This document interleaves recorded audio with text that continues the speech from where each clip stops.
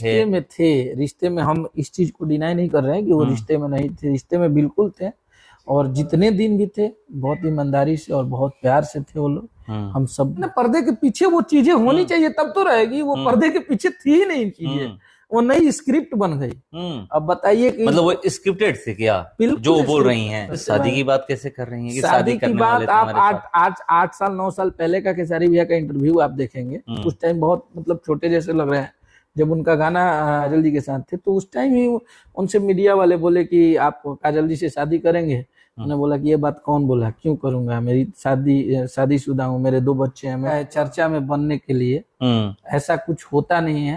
अगर बोलने से, चिल्लाने से, लाइव आके इंटरव्यू देने से अगर सबका मार्केट हो जाता तो मुझे खेसारी लाल यादव क्यों दे? खेसारी लाल यादव को ऐसा कुछ है ही नहीं कि इस पे बोलना चाहिए। इस पे हमारी भोजपुरी भाषा यूपी बिहार झारखंड जहाँ भी भोजपुरी बोली सुनी जाती है। अभी काजल रखवानी आकर के एक इंटरव्यू दी, बहुत सारी बातें की, आरोप भी लगाए खेसारी लाल यादव पर कि हमसे शादी करना चाह रहे थे, शादी हमारे साथ रिश्ते में थे, शादी नहीं हो पाई। तो क्योंकि उस समय जब वो थी साथ में बहुत सारी फिल्में भी आ रही थी। देखिए काजल जी एक पढ़े लिखे इंसान थी और वो किसके कहने पे ऐसा की हैं, वो हमारी बहुत अच्छी दोस्त भी थी, उनसे हमारी बहुत, अभी पिछले 5-7 महीने पहले मैंने मार्च में उनसे होली का अपने चैनल का गाना भी करवाया था, क्योंकि फैन की, भैया की फैन और पब्लिक की बहुत डिमांड थी कि काजल जी के साथ एक गाना है। तो हम थोड़ा सा खेसारी भैया के जो फैन लोग हैं, जो उनके फैन पेज चलाते हैं या प्रमोशन करते हैं, तो वो लोग हमारे बहुत दिल के करीब रहते हैं, उन लोग को हम थोड़ा सा ज्यादा प्यार करते हैं, मानते हैं, इसलिए कि वो लोग ऐसे लोग हैं ना कि वो बिना स्वार्थ भाव से हम लोग के साथ जुड़े रहते हैं, हम लोग से बिना लालच से, बस हम लोग एक बार बात, बस भैया एक बार बात कर लीजिए, एक बार भैया को दिखा दीजिए, उसी में उन लोगों की खुशी रहती है। तो उन लोगों का कहना था कि एक बार काजल राघवानी जी के साथ बाबा गाना लाइए। तो आप तो ये कह रहे हैं, मगर वो तो बहुत सारा आरोप लगा लें कि रिश्ते में थे, शादी करने की बातें किए थे। रिश्ते में थे, रिश्ते में हम इस चीज को डिनाई नहीं कर रहे हैं कि वो रिश्ते में नहीं थे, रिश्ते में बिल्कुल थे। और जितने दिन भी थे बहुत ईमानदारी से और बहुत प्यार से थे वो लोग। हम सब बहुत इज्जत करते थे, रेस्पेक्ट करते थे। उनके रिश्ते नहीं भी थे तब भी वो लोग आपस में हमेशा बात करते थे। पर्व त्योहार हो गया, 2-4-10 महीने पे कभी भी मैसेज आता था इनका चाहे उनका, तो बहुत रिस्पेक्ट था। ऐसा नहीं था कि खेसारी भैया ने कभी उनका बुराई किया हम लोगों से, चाहे कुछ भी।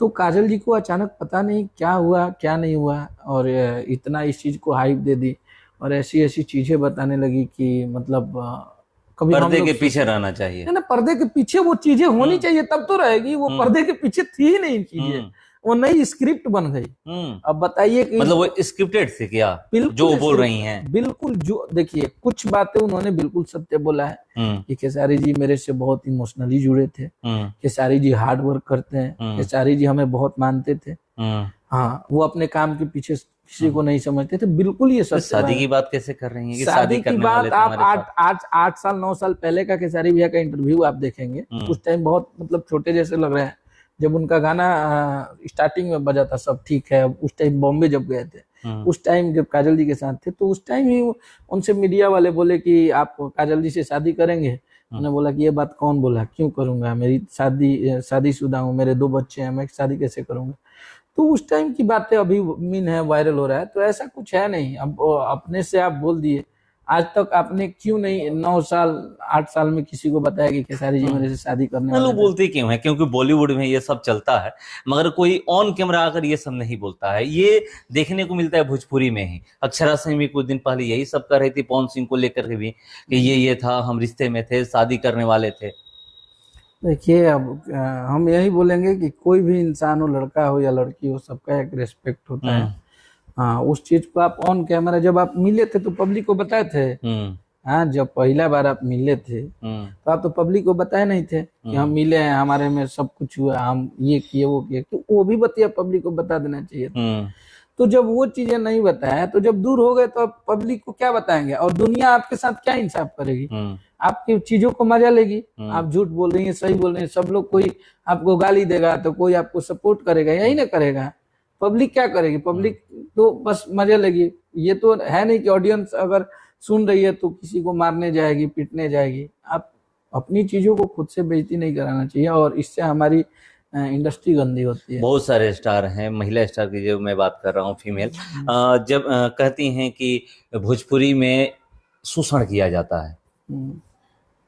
ऐसा तो मेरे हिसाब से किसी के साथ नहीं हुआ है, और जो किया है, हमारा मानसिकता कभी ये नहीं है। और हम कितना भी हम लोग आगे बढ़ जाएंगे तो हमारा जो जमीन है, हमारा जो अस्तित्व है, हमारा जो परवरिश है, वो उससे बाहर नहीं निकल सकते। और शोषण लड़की के क्या, मेरी जिंदगी में किसी से शोषण नहीं हो सकता है। हमने वो गरीबी देखी है, हमने वो जिंदगी जी है ना, कि शोषण नाम आप बोल देते हैं, हम बोल देते हैं, लेकिन अगर उसको हम परिभाषित करने लगे तो शोषण बातें ही बहुत बड़ी होती है। तो हमारे जो खुद शोषण हुआ हो, खुद जो गरीबी झेला हो, जो कष्ट झेला हो, वो किसी को क्या शोषण करेगा, वो किसी को क्यों परेशान करेगा। और इंसान के जो भी अस्तित्व हो, जिसका बैकग्राउंड हो, जिसका जमीर जो हो, वो भूलना नहीं चाहिए। कुछ लोग ये भी कहते हैं कि जैसे जब तक उनको सफलता मिलती रहती है, जब तक वो स्टार रहते हैं, तब तक कुछ नहीं बोलते हैं महिलाओं को लेकर भी। जैसे ही लगता है कि अब इनका स्टारडम जा रहा है, उसके वहीं से विवाद शुरू हो जाता है। ये बात बिल्कुल सही है, ये बात मैं आपका मानूंगा कि ये चीजों, अगर हमारा मार्केट डाउन हो रहा है तो बहुत सारे लोग ऐसी चीजें करते हैं। तो क्या बोलने से मार्केट फिर से उठ जाता है? उनको लगता है चर्चा में बनने के लिए। ऐसा कुछ होता नहीं है।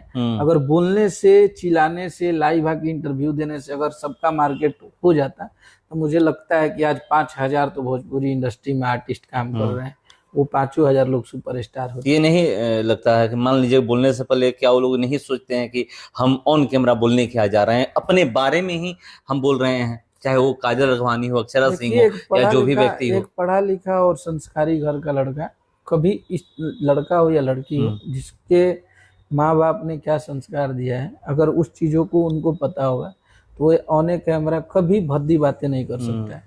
मतलब किसी भी कैरेक्टर के बारे में ऐसा कुछ नहीं कर सकता है। हाँ, एक आवेश हो गया, गुस्से में हो गया, गुस्से में मेरे से भी उल्टा बोला जाता है, लेकिन वो आवेश वाली चीज है, लेकिन किसी के कैरेक्टर पे उंगली नहीं उठ सकता है, किसी भी इंसान।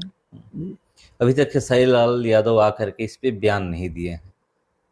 क्यों बयान देना है? पब्लिक बयान दे रही है, पब्लिक जवाब दे रही है, तो खेसारी लाल यादव क्यों दे? खेसारी लाल यादव को ऐसा कुछ है ही नहीं कि इस पे बोलना चाहिए। इस पे हमारी भोजपुरी भाषा, यूपी, बिहार, झारखंड, जहाँ भी भोजपुरी बोली सुनी जाती है, वहाँ के लोग जवाब दे दिए। जवाब उनको मिला, पब्लिक को मिल गया, तो इसमें हम लोग को क्या बोलना है। हमारे भोजपुरी इंडस्ट्री के बहुत सारे लोगों ने खेसारी जी के लिए सपोर्ट किया, उसके लिए भी सबको बहुत बहुत धन्यवाद है हम लोग की तरफ से कि आप लोगों ने उनको सपोर्ट किया कि नहीं, हमारे इंडस्ट्री के लड़के के साथ ऐसा नहीं होना चाहिए। तो सब सामने है।